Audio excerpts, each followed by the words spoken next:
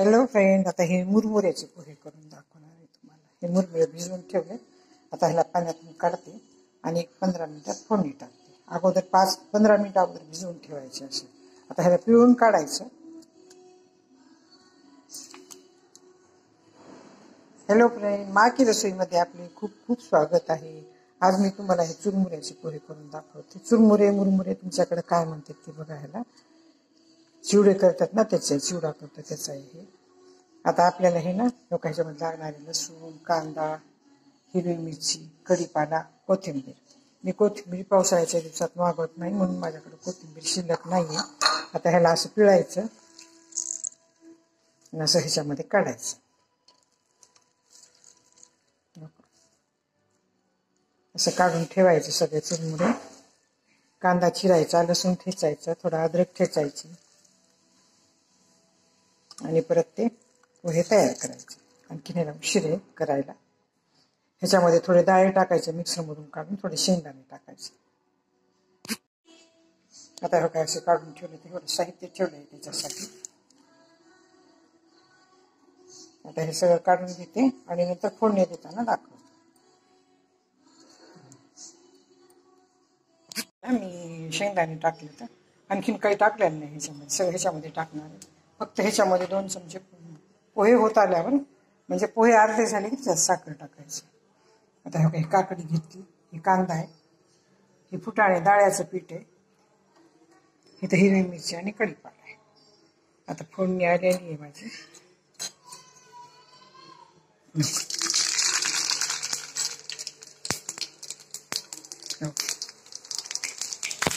आता ह्याच्यामध्ये कढीपाला आणि मिरची टाकते. लांबून टाकायचा, अंगावर द्यायचे. कांदा मी बारीक करून घेतलाय चॉपरमध्ये. तुम्ही आडवा चिरून घेतला तरी चालते बरं का, उभा चिरला तरी चालते.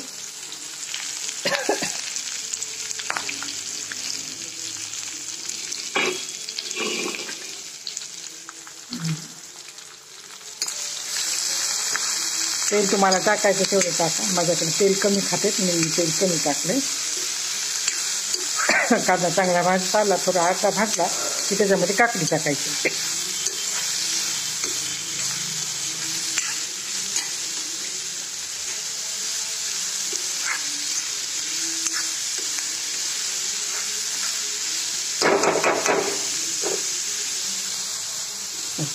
काकडी टाकते. काकडी पण चॉपरमध्ये बारीक केली, कचकच लागत नाही परत. पोहे छान लागते. ह्याच्यामध्ये टोमॅटो सुद्धा टाकू शकता. मी टाकणार नाही, माझ्याकडे आवडत नाही. लिंबू घेते थोडं, ते पण लिंबू गार झाल्यानंतर टाकायचं. लिंबू जर कढईमध्ये तुम्ही गरममध्ये टाकलं तर त्याची चव वेगळी येते आणि पोहे आवडत नाही, पुन्हा खाऊ वाटत नाही. करपट चव येते त्याची कढईतून त्या गरम पोह्याची. म्हणून पोहे थोडे सोमक झाल्यानंतरच त्याच्यामध्ये लिंबू टाकायचा. लिंबू टाकायचं. ह्याच्यामध्ये तुम्ही कणी खोबरं सुद्धा टाकू शकता. माझ्याकडे खोबरं आवडत नाही म्हणून खोबरं टाकणार नाही. फक्त डाळ्याचं पीठ आणि शेंगदाणे टाकणार. मिरची तिखट आहे त्याच्यासाठी शेंगदाणे. आता हे चांगले भाजल्यानंतर ह्याच्यामध्ये आपल्याला सगळा मसाला टाकायचा. मसाला काही नाही टाकायचा, ह्याच्यामध्ये पाणी टाकायचं अगोदर. मसाला टाकून पाणी टाकायचं. पाणी टाकलं की कांद्याची टेस्ट खूप पोह्याला चांगली येते. ते पाण्यामध्ये कांदे शिजतात ना, तर खूप छान टेस्ट येते. म्हणून कधी पण पोहे करताना अर्धी वाटी पाणी टाकून त्याला चांगलं आटू द्यायचं.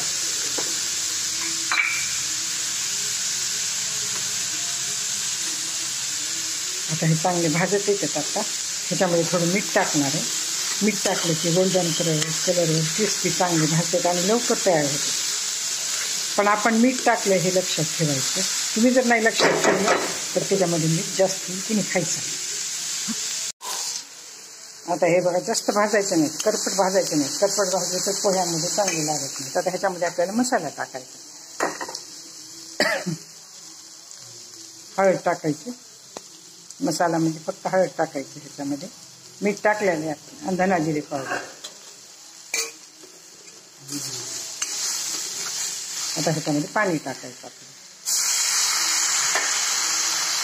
आणि पोह्याचे कांदे जास्त भाजून पण घ्यायचे नाही बरं का. आता ह्याच्यामध्ये टाकायचं. डाळ्याचं पीठ टाकलं. मी मिरची हिरवी टाकली म्हणून मी मिरची टाकली नाही. तुम्हाला जर मिरची टाकायची असली तर टाकू शकता तुम्ही. बरं, हिरवी मिरचीची टेस्ट चांगली येते आणि हिरवी मिरची तिखट आहे. मी ठेचून टाकलेली नाही, तुकडे करून टाकली. माझ्याकडे टेस्ट आल्यावर तुकडे काढून टाकतो. हे काय मोठे मोठे तुकडे केले.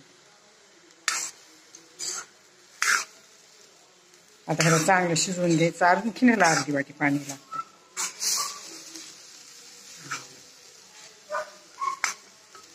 शेंगदाण्याचं कूट पण टाकले.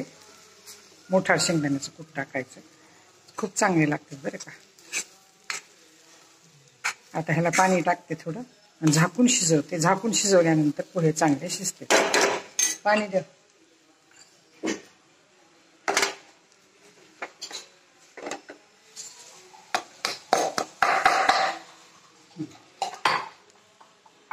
आता ह्याच्यात पाणी टाकते थोडं. आणखीन अर्धी वाटी पाणी टाकले. आता ह्याला ताटली टाकून झाकून ठेवते आणि चांगले शिजले की खायला सुरुवात करते. बघा किती छान कलर आला आहे. आणि कांद्याने काय होतंय, टेस्ट खूप चांगली येते पोह्यामध्ये. तुम्ही पाणी नाही टाकले ते कांद्यामध्ये. आणि नुसते कांदे टाकले तर त्याला टेस्ट एवढी चांगली येत नाही. कांद्यामध्ये पाणी टाकून परत त्याच्यावर पोहे टाकायचे. आता आपण सगळं टाकलेले हे कांदे मी खायला चिरून ठेवले.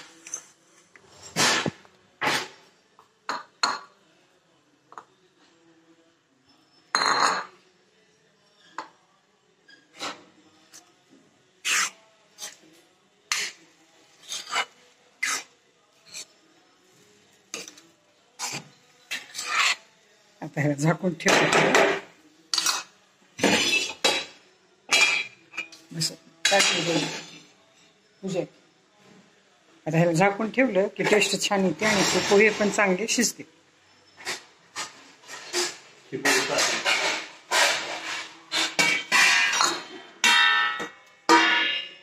आता ह्या थोडं शिजू द्यायचं. एकदा मोठं करायचं पुन्हा बारीक करायचं.